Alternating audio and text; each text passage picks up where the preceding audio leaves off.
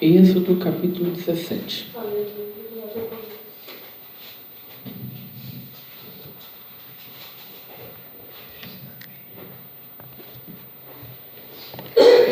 Todos já acharam? Vamos ler com a guia do seu santo e meu espírito. A água boa que jorra da rocha. Toda a congregação dos filhos de Israel partiu do deserto de Sim para as etapas seguintes, caminhando de um lugar para o outro, de acordo com as ordens do Senhor, e acamparam em Refidim, porém lá não havia água para beber. O povo se desentendeu, pois, com Moisés e exigiu: dar-nos água para beber. Ao que lhes respondeu Moisés: por que discutis comigo? Por que colocais o Senhor à prova? Ali o povo teve muita sede e protestou contra Moisés, exclamando: por que nos fizeste subir do Egito para nos matar de sede a nós e a nossos filhos e a nossos animais? Então Moisés rogou a Yahvé, clamando: que farei a este povo? Pouco falta para que me apedrejem. E Yahvé respondeu a Moisés: passa adiante do povo e toma contigo alguns dos líderes de Israel. Leva contigo na mão o cajado com que feriste o Nilo e vai. Eis que estarei à tua espera no alto da rocha do monte Horebe, e baterás na rocha, e sairá dela água, e o povo dela beberá. E Moisés assim fez na presença dos anciãos de Israel, e deu àquele lugar o nome de Massá e Meribá, porque ali os israelitas protestaram e puseram o Senhor à prova, questionando: o Senhor está mesmo entre nós ou não? Somente até aqui. Amém. Glória a Deus, Santo Senhor. Glória a Deus. Glória a Deus. O povo judeu foi cativo no Egito, irmãos, e chegou um momento de Deus livrar o povo daquela escravidão, Então Deus levanta Moisés, e lá no Egito, irmãos, Deus opera sinais grandiosos. Deus manda pragas, para que o imperador viesse a libertar o seu povo, Deus manda a praga do piolho, Deus manda a praga das rãs, Deus manda, irmãos, Deus transforma o rio em sangue, Deus mata até os primogênitos de todos aqueles do palácio e poupa todos os primogênitos do povo judeu, irmãos? De maneira sobrenatural, Deus age ali, Deus arranca aquele povo do Egito e começa então a peregrinação pelo deserto, até que chega ao ponto deles encontrarem o Mar Vermelho, e o Mar Vermelho se abre, eles passam em seco pelo meio do mar, o mar se fecha, matando todos os inimigos. E agora, nesse momento aqui, depois de ter visto tudo isso, ter presenciado todos esses sinais, todas essas maravilhas, nós encontramos o povo nessa incredulidade, nessa condição terrível, colocando Deus à prova, exigindo as coisas de Deus. E muitas vezes nós podemos olhar para esse tipo de coisa e podemos pensar: puxa vida, mas como é que pode? Depois de tantos sinais, tanta coisa que Deus fez, como é que pode o povo estar desse jeito, nessa condição aqui? Mas que povo incrédulo, Como que é possível? Isso é possível, irmãos, porque sinais não fazem o verdadeiro servo de Deus. Glória a Deus, Senhor. Sinais, irmãos, você pode ver milagres, você pode presenciar milagres, mas isso não vai te fazer um servo de Deus verdadeiro. Os crentes muitas vezes estão pedindo muito sinal, estão querendo ver muito sinal. Não, Deus, se tu está na minha vida, Deus, manda um sinal, porque senão eu vou parar. né? Com sinal ou sem sinal, ele vai parar, se tiver que parar. Né, irmãos? Porque a nossa fé não é fundamentada em sinais. Glória a Deus. O alicerce da nossa fé não é sinais, não é milagres, porque sinais e milagres acontecem em todas as religiões. Né? Nos há sinais lá no espiritismo, há sinais lá no budismo, há sinais lá no islamismo. E se sinais são aquilo, se sinais é aquilo que autentifica a nossa fé, então os sinais autentificam as outras religiões também. Né? Então sinais não é aquilo, irmãos, que fortifica a nossa fé. Os crentes, irmão, quando você vai conversar com um crente, ele gosta muitas vezes de ficar falando das suas experiências, daquilo que ele viu, daquilo que ele presenciou, de sobrenatural, e ele começa a falar das suas experiências, né? Porque ele acha que aquilo faz dele um servo de Deus. Ele acha que aquilo autentifica a vida dele. Então ele pode ficar 5 horas falando para o outro dos milagres, do sinal, do anjo que ele viu, de um monte de coisa, mas você não vai ouvir ele falando um versículo bíblico sequer. Aquilo que autentifica a nossa fé, irmãos, é a convicção, na verdade, da palavra de Deus. Glória a Deus, Senhor. Nós devemos falar sobre a palavra de Deus. Não são as nossas experiências, não são sinais que vão nos fazer um servo de Deus. E é o que nós estamos vendo aqui. Se sinais pudessem converter alguém, esse povo todo aqui estava convertido. Esse povo aqui não estava nessa condição aqui não. Santo Senhor. Né? E hoje as pessoas acham que precisam de sinais. Não, a gente precisa de sinais. A gente precisa de experiências. Não, irmãos, o que a gente precisa é da verdade da palavra de Deus. Glória a Deus. Você não precisa de um milagre, né? Você não precisa de uma experiência, você não precisa de coisas sobrenaturais na sua vida, não. Você precisa crer na verdade da palavra de Deus. Glória a Deus. A verdade da palavra de Deus é aquilo que deve estar sendo proclamado pela nossa boca. Santo Senhor. E é por isso que esse povo aqui está na condição que está. E é por isso que muitos crentes estão hoje na condição que estão. Porque não buscam a palavra de Deus, buscam apenas sinais, buscam apenas experiências. E pode passar 20, 30, 50, 60 anos, eles sempre estão do mesmo jeito. Sempre na mesma coisa. Então, eles estão sempre pedindo um sinal, estão sempre querendo saber se Deus está com eles ou não.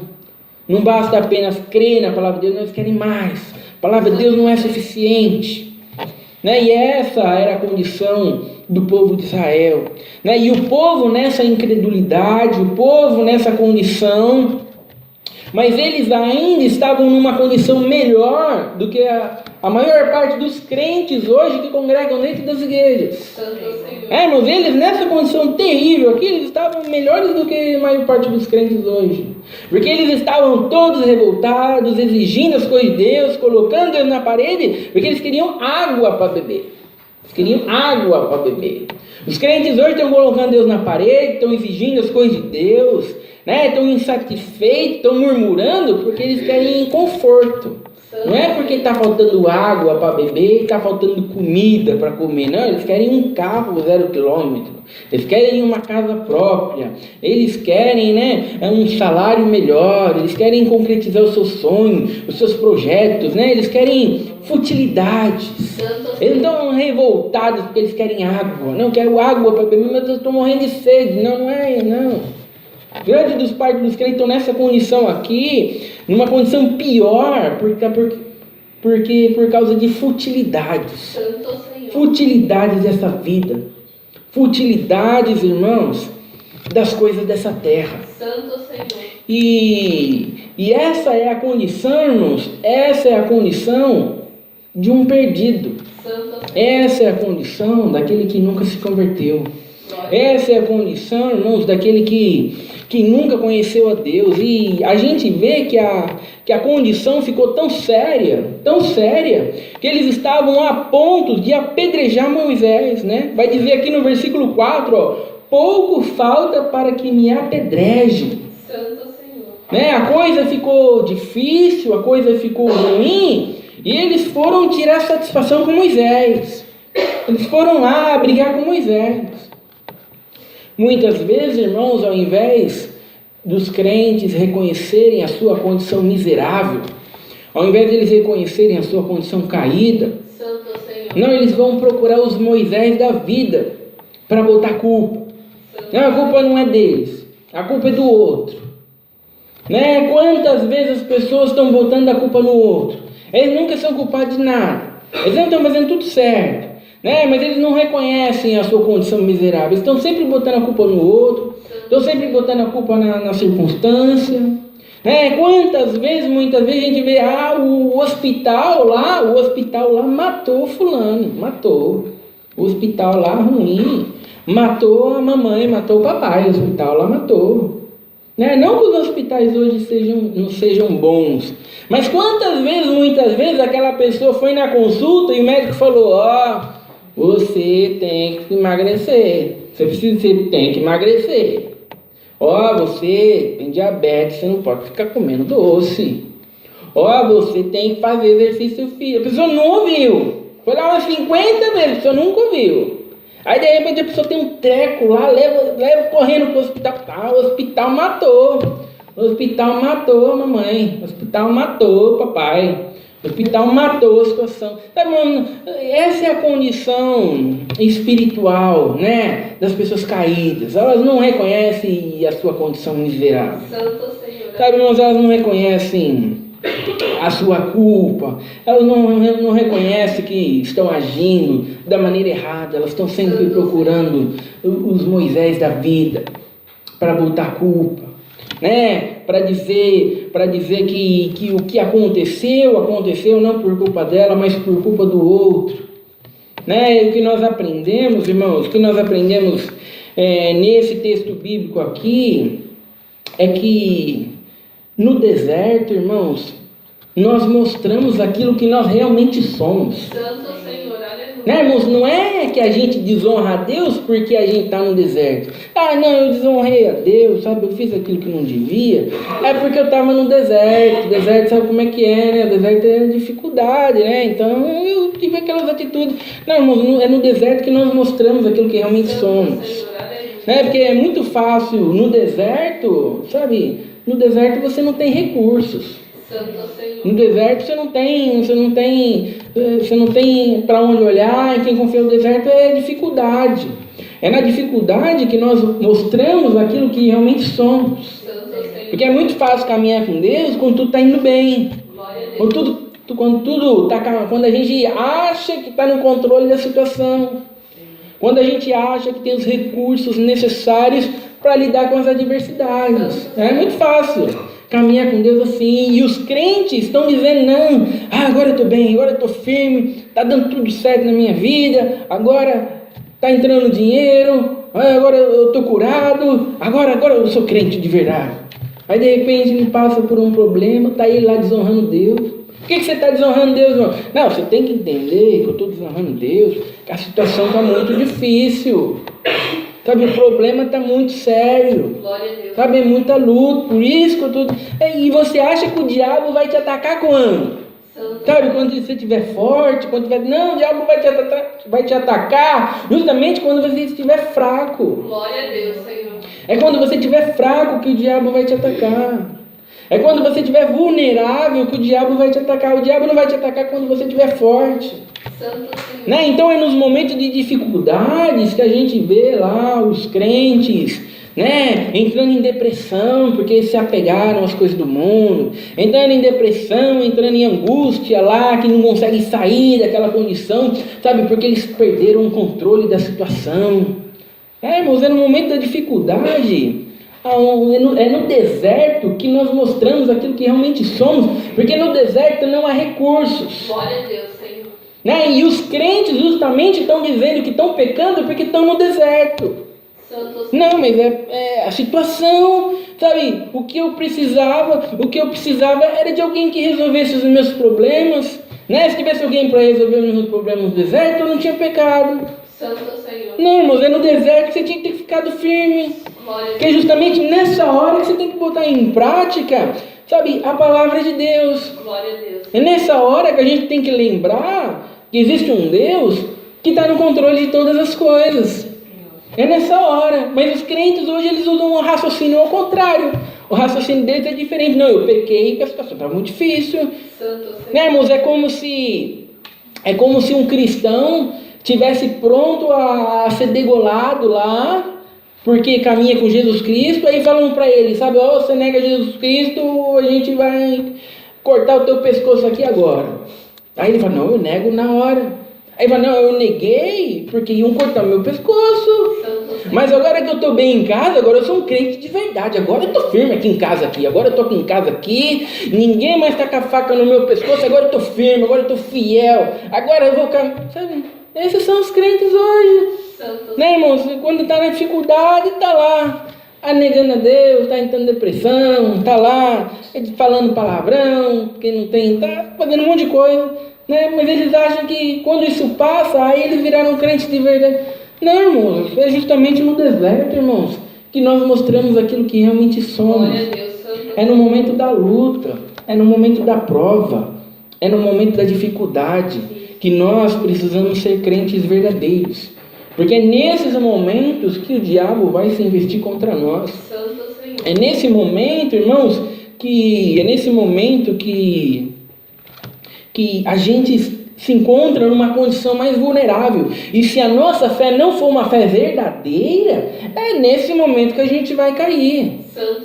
É nesse momento que a gente cai.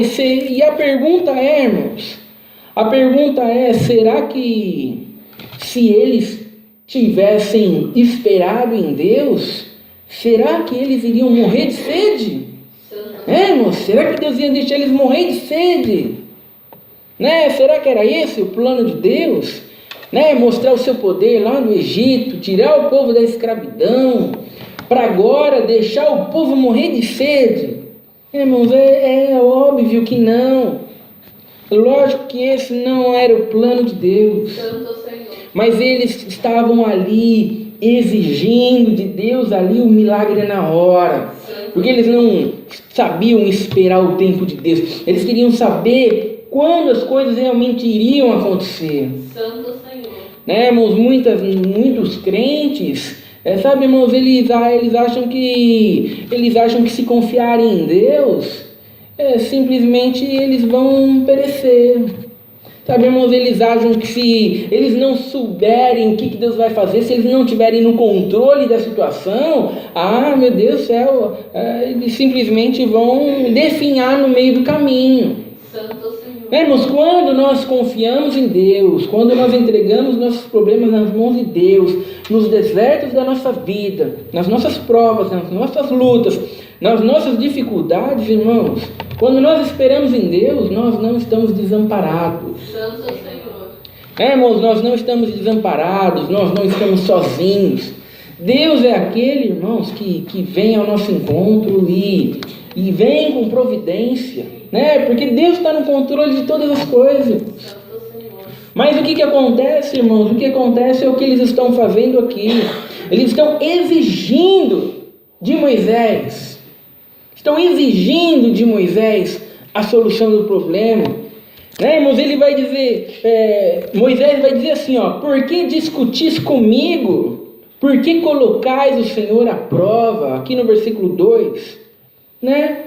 O fato deles estarem discutindo com Moisés, o fato deles estarem exigindo de Moisés, né, a solução do problema, sabe, irmãos, é a mesma coisa de eles estarem discutindo com Deus, exigindo de Deus. Porque no fundo, irmãos, as nossas insatisfações são uma insatisfação para com Deus. No fundo, as nossas insatisfações, irmãos, são sempre nós falando, sabe, mas por que Deus está permitindo que essa adversidade está acontecendo na minha vida? Né? Por que Deus está permitindo que essa luta aconteceu na minha vida? Né, irmãos, no fundo, sabe, a nossa depressão, a nossa ansiedade, a nossa angústia, sabe, irmãos, quando a gente começa a entrar num estado de tristeza profunda, que no fundo é a gente dizendo para Deus, sabe, como é que Deus deixa essas coisas acontecer? Santo Senhor. Né? Como é que Deus deixa essas coisas acontecer? Como é que isso pode acontecer na minha vida? Né? Ainda mais hoje em dia que os crentes acham que tem crédito com Deus. Né? Muitos pregadores estão ensinando as pessoas a terem crédito com Deus. Você caminha com Deus, você faz as coisas de Deus, você congrega, você vai juntando crédito com Deus.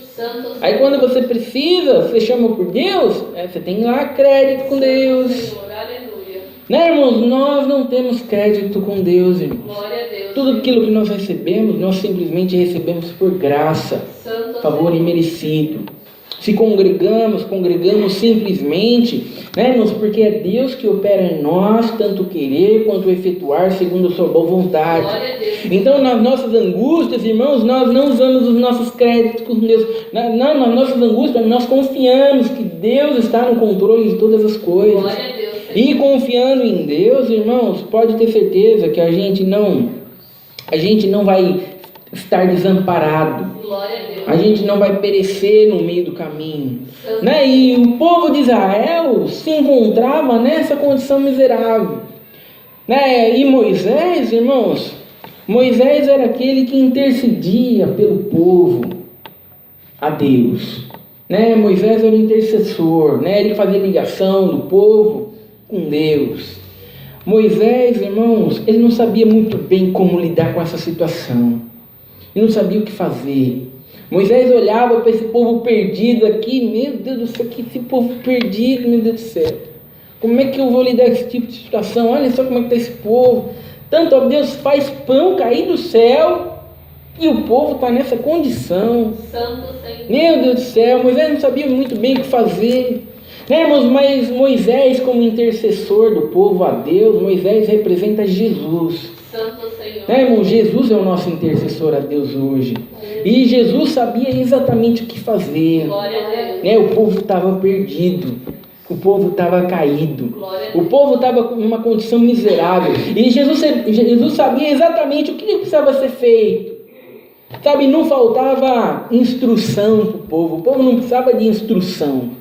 O povo precisava de um Salvador. Santo Senhor. Né? Jesus Cristo sabia, várias passagens bíblicas, Jesus Cristo vai dizer, sabe, ainda não é chegada a minha hora. Glória. Ainda não é chegada a minha hora. Ainda não é chegada a minha hora. Jesus Cristo sabia que o único jeito de salvar aquele povo, interceder a Deus por meio daquele povo, era através dele pagando o preço naquela cruz, morrendo por eles naquela cruz.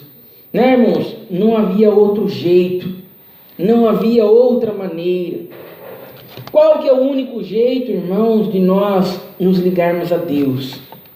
Qual que é o único jeito de nós sermos salvos?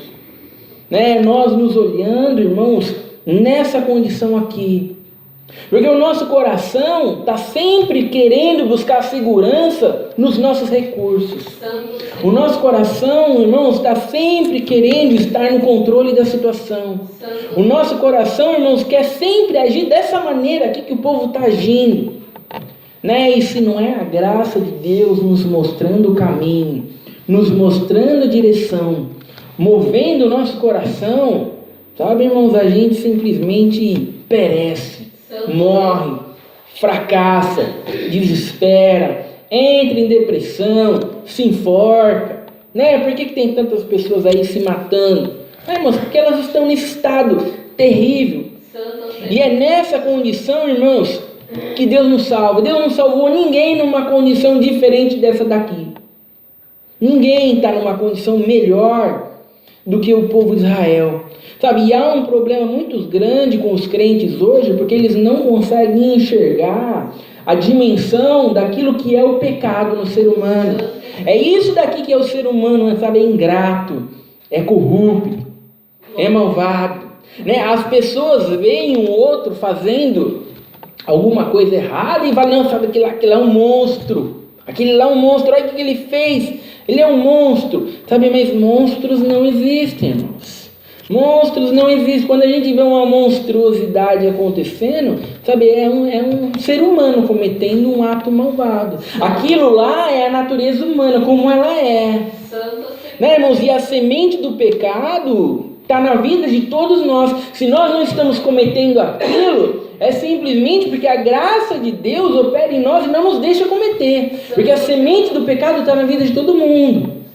Então há a graça comum despejada na sociedade, impedindo que a maldade, né, assuma limites inaceitáveis. Santo Senhor. Né? Mas quando a gente vê uma monstruosidade, quando a gente vê algo muito terrível, sabe, irmãos, aquilo é o que você seria se a graça de Deus não tivesse te alcançado. Santo Senhor. Não é porque você está numa condição melhor do que a dele, não. Né, irmãos? Então, quando a gente vê, sabe, alguém cometendo um assassinato, né, alguém indo lá no corredor da morte, lá porque matou não sei quantas pessoas. Ah, se não fosse a graça de Deus na minha vida, era eu lá morrendo. Sabe, irmãos, esse é o ser humano caído, pecaminoso, e é nessa condição, irmãos, que Deus nos tirou.